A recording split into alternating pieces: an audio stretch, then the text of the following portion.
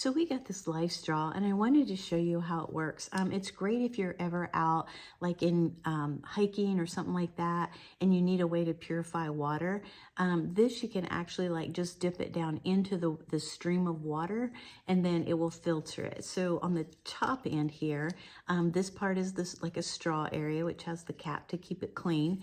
And then the bottom you just open up and you can see the filter here. So that's the part you just put it down in the water, run it down through here, and it fills it up. It does come with this string so you can carry it like around your neck, and it's not super heavy. So even with water in it, you would be able to have your hands free.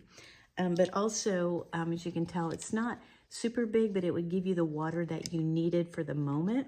This will actually purify water for 20 to 40 gallons. So you could refill it several times before you got that much water in it, and make sure that would, if you were out lost or something, that would help give you water to get you back where you needed to be, or if you're just camping or anything like that. So we got it, super impressed with it. It's a good quality that will last. You can tell it's a heavy duty material. So if you're just looking for something to purify your water, I would say give this a try and just see what you think.